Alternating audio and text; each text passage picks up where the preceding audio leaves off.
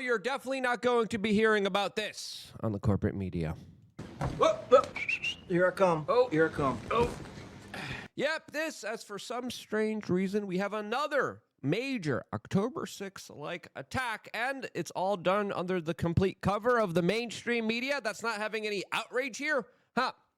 I wonder why that is, as of course there's also the larger possibility that either Turkey or Israel might soon be invading Syria, as of course the Russians are also involved here. What's really going on? Well, that's exactly what we are going to be describing in this particular video, as within the last 2 days, we have seen some of the worst violence in recent years in Syria.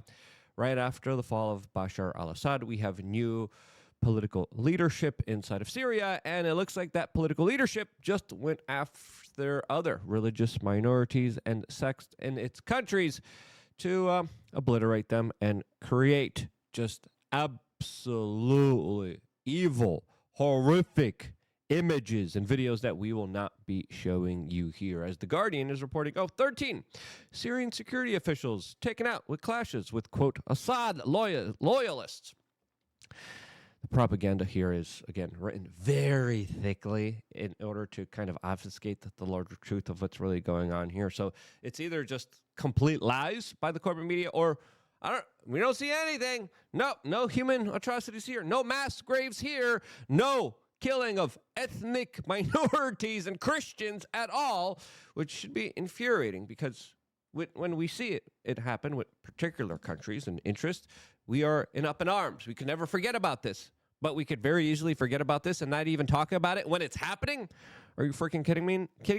As The Guardian now reports, 125 civilians is taken out here. Really? 125? Is that the official story of what you're going to be going with? The New York Times, now it's 140. Huh, interesting. As the British Broadcasting Company outdoes itself and says security forces accused of taking out citizens. Let's talk about these accusations here, as now finally we're getting the larger truth here in the New York Times. Scores of civilians taken out by government forces in Syria, as they are reporting about 500 people taken out here. The Iraqi Christian Foundation is reporting that about 1,800 people have been taken out, wiped out, destroyed, gone house to house, taken out of their homes, tortured, abused. Some of the videos are just too absolutely horrific to show you. But who did this? Well, your tax dollars did this in the United States, as of course the CIA very intricately was involved in the larger coup d'etat inside of Syria. They've been trying to achieve it for a very long time. The first major maneuvers were being made by Barack Obama and Hillary Clinton.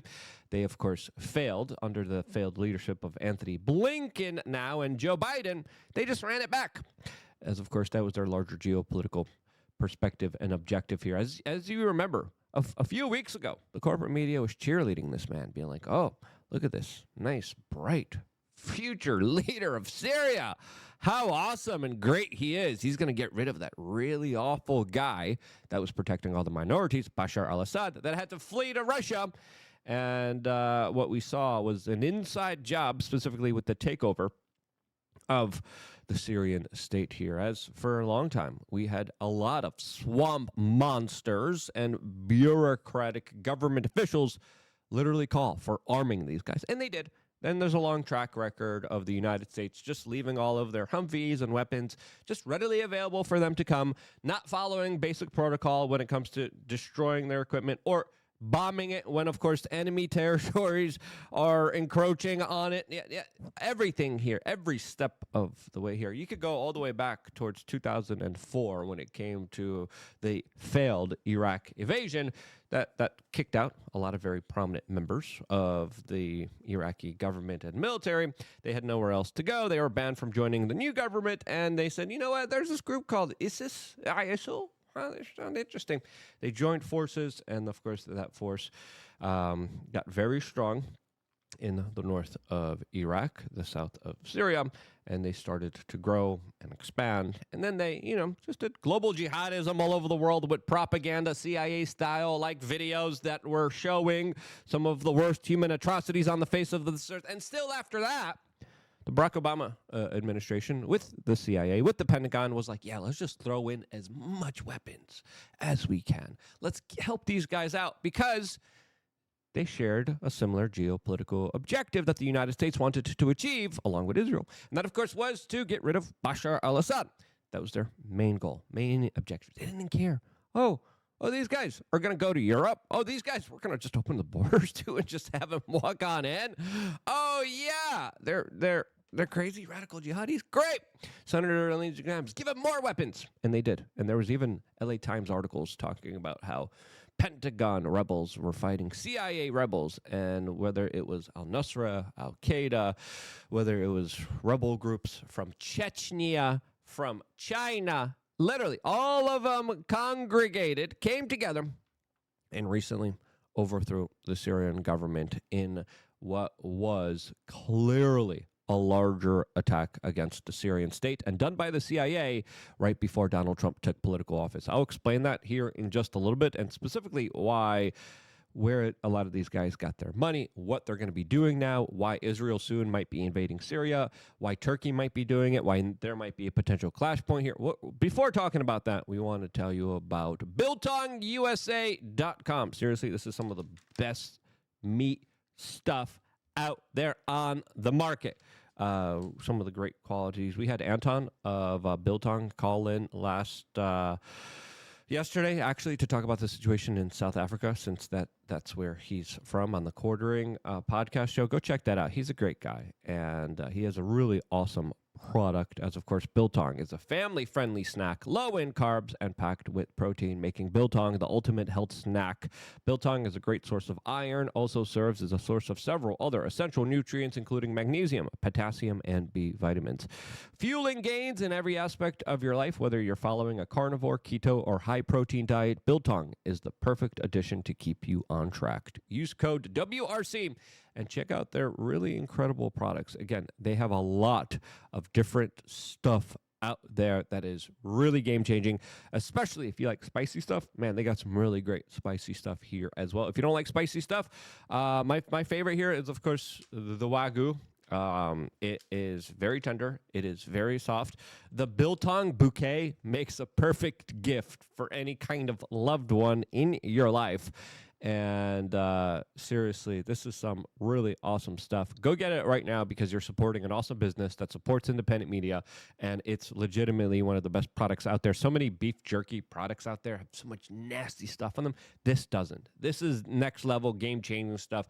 After I come back from the gym, I love grabbing a bag of this stuff to get protein right away. And this is some of the best ways that you could get it. Go check out Biltong USA. The link is in the description. Support them and support us at the same time.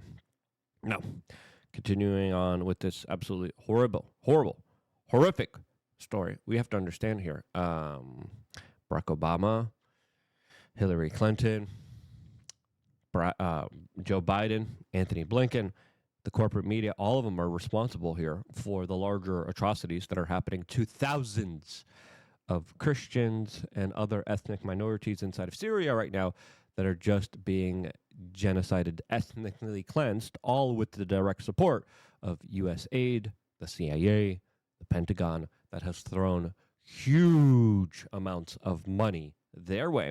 And what are they going to be doing? They're going to be doing this now on a global scale. This matters more than ever since we had individuals like Tulsi Gabbard. We had individuals like Michael Flynn attacked for whistleblowing this, warning us about this. And what happened? They were all attacked by the state for exposing the larger con game that was happening within Syria. As Tulsi Gabbard said, hey, I'm not going to shed any tears for the Assad regime, but you guys got to understand, you guys are supporting Islamic extremists that are now in charge of this entire state. Now we're seeing so many atrocities. And again, I'm not going to be showing you the horrific videos because you just go on Twitter and video after video. I had the videos pulled up, and I just got to make sure I'm not going to show any of them because this is a family-friendly show here.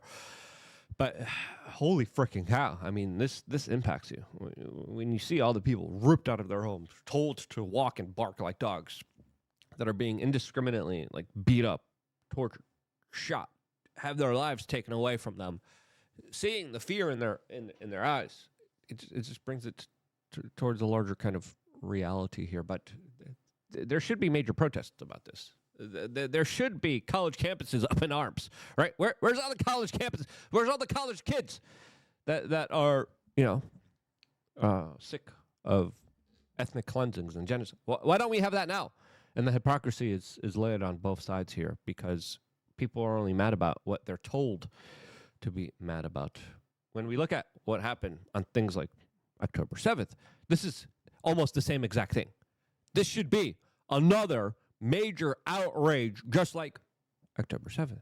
But it's not for some strange, weird reason. As, of course, there's literal footage of mass graves right now. Corporate media? Silent?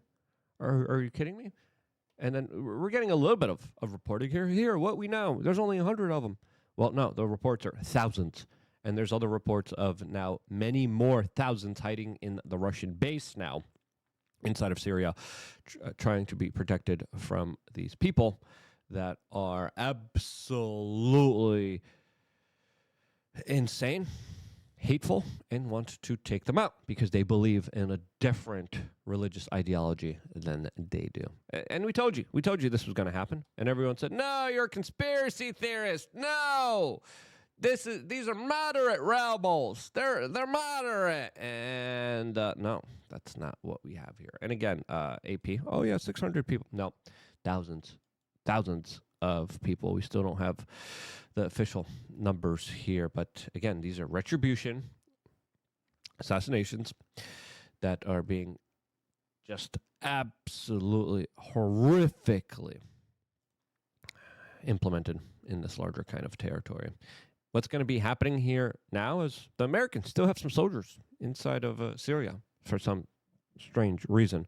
What's going to be happening here to that Russian airbase? Well, that's something that, of course, we're going to be discussing now, as there are larger conversations that we're getting from Alex Barnicoat that is reporting that Israel just threatened the United States and wants to become the new government of Syria. Yes, you heard that correctly. All of this as Israel is fearing that Turkey will be invading Syria. Turkey played a major role in the overthrow of Assad, by the way. They also have some ethnic minorities that they want to cleanse inside of Syria that are very closely aligned with the United States. That kind of complicates NATO 5, Article NATO 5, and then NATO membership of Turkey. There's news of Russia pulling out of Syria. Same with the United States. And Israel saying, we got to come in there. We can't give Turkey Syria, and we can't allow Turkey to be on our border since Turkey previously threatened to invade Israel over the treatment of the Gazans. So Israel has already taken over the Golan Heights region, contested territory between them and Syria that was very conveniently available to them with the overthrow of Syria. What is going to be happening now? Who's going to be making the first move here? Will Turkey say, hey, this is a destabilized region and area, and we have some of the troops that we kind of paid for to overthrow Assad, so we're kind of more connected here. We got to take over. Or will Israel, for some strange reason, try to take over this larger kind of territory, which is not going to be that very feasible for them? I could see them just taking a bunch of land for themselves, but the whole country, the whole government, I mean, that's going to be very difficult to govern in a ruly way, unless they're just gonna, wipe people out, which I see being an extremely big ordeal. But right now, Syria is dealing with a lot of significant upheaval, dangers, and problems to its entire population, and they are in a very vulnerable and a very weak spot.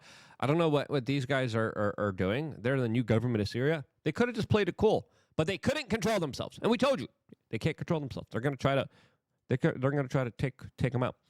We're also finding out that Russia is giving their best fighter jets to Iran, which a lot of people are saying, well, this is going to be directly to help them go against Israel.